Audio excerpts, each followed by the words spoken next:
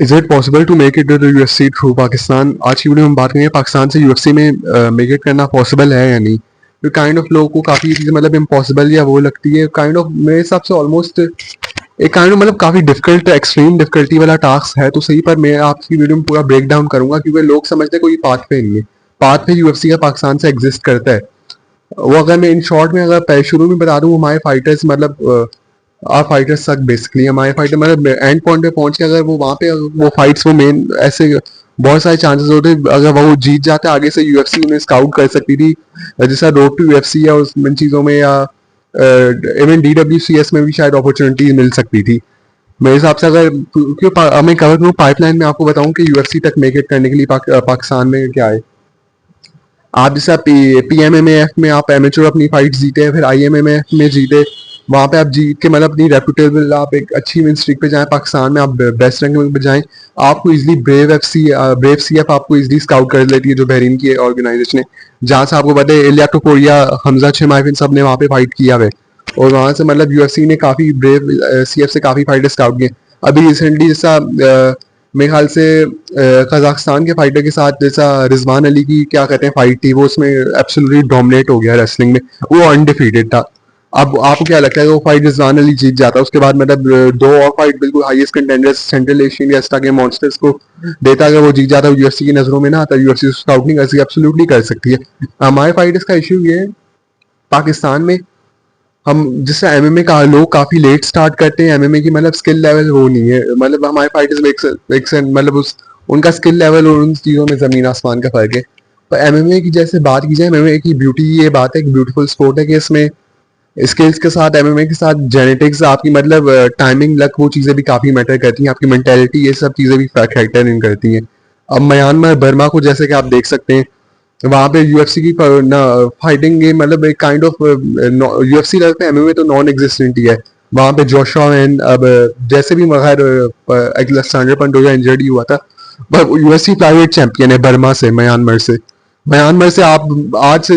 2-3 साल पहले भी देख ले, कोई एक्सपेक्ट कर सकता है बोल म्यांमार से यूएफसी फाइटर ही पहुंच जाता है, वो बोलते बड़ी बात है, म्यांमार से यूएफसी चैंपियन एक वर्ल्ड चैंपियन। पर वो इंडिविजुअली देखें, क्योंकि वहाँ बोल सके वो अमेरिका में यूएस में रेस्ड है, तो उस वजह से जेम्स पर में हो सकता है। पर ऐसा अगर पाकिस्तानी मेरे ख्याल से आप अगर यूएफसी में देखा जाए ना, इन शॉर्ट में बताऊं, अब कोई एक इंडिविजुअल पाकिस्तानी या कोई एक्सट्रीम लेवल पे ऐसे हो, वो लेट भी स्टार्ट करे तो उसको प्रॉपर रिस्क ले ट्रेनिंग के साथ, बिल्कुल एब्सोल्युटली पॉसिबल है ये सब, मतलब काफी काइंड ऑफ ये पॉसिबल बिल्कुल हो सकता है कि आपको, पर ये एक जेनेटिक फ्रीक काइंड ऑफ वो चाहिए, अगर क्योंकि पाकिस्तान का जैसे स्किल लेवल है, इंफ्रास्ट्रक्चर वगैरह सब चीजें,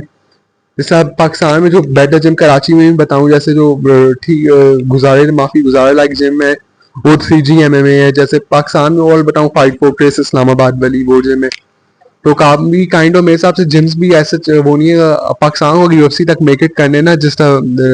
जल्द से जल्द हमें काइंड ऑफ जेनेटिक फ्रीक मतलब जो उसमें भी वो स्किल्स लेवल वो प्रॉपर एक उसका कॉम्बिनेशन वाला फाइटर चाहिए, वो डेफिनेटली मेक इट, या इवन टॉप 15 में रैंक भी हो सकता है, यू नेवर नो। तो ये मैं आपसे काइंड ऑफ मेरा ओवरऑल, बाकी मैं खुद भी एमएमए ट्रेन करता हूँ, मेरा है, और अभी मैं 20 ईयर्स में ये है, मैं एमेच्योर फाइट्स करना तो चाहता हूँ मैं काफी, है भाई बड़ी बड़ी अभी तो टेलीविजन वही सब चीजें हो जाएंगी, सच में वो बोलना नहीं चाहता। पर बनना मैं मतलब बाकी मेरा ऐसा इरादा है, मैं अभी एमएमए मुझे ट्रेन करते हुए जैसे 2-3 महीने ही हुए, मैं 20 ईयर्स हूँ, हाँ मैंने काफी लेट स्टार्ट किया है मुझे पता है। बाकी पर ये एमेच्योर फाइट्स में काफी करना चाह रहा हूँ एक्सपीरियंस, उसके बाद अगर देखते हैं अगर कुछ हुआ वो हुआ। वैसे लग 50 चांस तो बहुत ही स्लिम है, पर फिर भी जैसा ब्रेव सीएफ वगैरह सर बड़ी बातें, पर और यूएफसी तो फिर ऑलमोस्ट इम्पॉसिबल ही हो जाता है, वो सब बात हो जाती है। पर ये मैंने काइंड ऑफ पाइपलाइन बताई है। पाकिस्तान में जो बेस्ट जिम कराची में एग्जिस्ट करते हैं 3G MMA, मतलब ये खैर उस इंटरनेशनल स्टैंडर्ड्स के लिहाज से तो बिल्कुल बेस्ट नहीं है, बिल्कुल वो सारे जिम्स ही भाई आते हैं, पर पाकिस्तान के मैं कुछ काइंड ऑफ क्रेडिबल जो फाइट गेम एग्जिस्ट करते हैं, कुछ एमेच्योर फाइट्स जिनके जाते हैं। और पाकिस्तान में ओवरऑल बेस्ट बात करूँ टीम फाइट फोर्ट्रेसेस, वैसे वहाँ से उलूमी करीम, अहमद मुश्तबा, ये सब में क्या कहते हैं वन चैंपियनशिप में इधर गेम काफी AK वगैरह में, उलूमी करीम ने थाईलैंड वगैरह में ट्रेन किया, तो मतलब kind of fighters fight fortress से गए आगे। एक तो दूसरा आपको अगर एमएमए के साथ पाकिस्तान में यहाँ पे आप ट्रेन कर सकते हैं, पाइपलाइन ये आपको फाइट जीतनी है, और दूसरा थाईलैंड में आप ट्रेन कर सकते हैं, आप क्या कहते हैं दागिस्तान में, खैर रशिया का वीजा वगैरह मुश्किल है, पर दागिस्तान और थाईलैंड काफी चीप है। मतलब आप अगर यूएस जैसी कंट्री जाएं वहां पे आपको एक्सपेंसिव, क्योंकि आप कहाँ से अफोर्ड कर पाएंगे। या तो आप जैसे ऐसे अपनी नेटवर्किंग बिल्ड करके आपको फाइट्स मिलेगा जो मतलब प्रो फाइटर बन जाए, थोड़े बहुत पर्स भी मिले, और आप ब्रेव सीएफ पे साइन हो गए, आप ब्राजील जा सकते हैं, क्योंकि ब्राजील भी मतलब काइंड ऑफ खैर बिल्कुल चीप नहीं पर मतलब एक्सपेंसिव भी नहीं है, सुपर एक्सपेंसिव नहीं है, लेकिन दागिस्तान जैसा वो काइंड ऑफ एमए के लिहाज से काफी चीप है, पर उसमें काफी गेट कैप मतलब वो है, आपको एंट्री काफी वीजा मुश्किल से मिलता है, वो चीजें वो काफी होती है, पर अगर मतलब आपको काफी जदोजहद वो करनी पड़ती है, आपको टीम एक्सेप्ट करे, किसी जिम में जाना पड़ता है। और बाकी ये पर थाईलैंड आपके लिए काफी अच्छा ऑप्शन है, स्ट्राइकिंग तो आप वर्ल्ड क्लास एलीट थाईलैंड में सीख सकते हैं, थाईलैंड काफी मतलब चीप भी है, वीजा भी इजिली आपको भी मिल जाता है, तो ये पाइपलाइन ये पूरी एग्जिस्ट करती है, मैं भी इसे ट्राई कर रहा हूँ, खैर अल्लाह मालिक है वो देखेंगे, बाकी ये मैं पूरा पूरा मैंने ओपिनियन आपको दे दिया। शाहजेब रिंग जैसे हमारे नोटेबल फाइटर्स कुछ मौजूद तो है, पर शाहजेब रिंग वो कराटे कॉम्बैट में वही मतलब उसका मुझे चांस वैसे नहीं लग रहा, जैसे उसे तो बेसिकली जैसा साइन ही वो क्या कराटे कॉम्बैट काइंड ऑफ उसे होल्ड डाउन करना चाहिए पाकिस्तान वाली मार्केट को, कराटे कॉम्बैट आपको पता है वैसे मार्केट उनके फाइटर्स नॉन एग्जिस्टेंट कौन जाते हैं, वो बिल्कुल सी लीग्स मतलब बिल्कुल थर्ड क्लास स्मॉल लीग्स हैं, बिग लीग्स तो आपको पता है यूएफसी है, तो पीएफएल में भी हमारे कोई पाकिस्तानी फाइटर्स पर वही फाइट्स वो आ जाते हैं, बाकी शाहजेब ब्रिंड की ग्राउंड गेम का भी वो है, पर जो स्ट्राइकिंग के लिहाज से जो सबसे प्रॉमिसिंग टैलेंट हमारा वो शाहजेब ब्रिंड ही है, बाकी रिजवान अली अच्छा, पर वो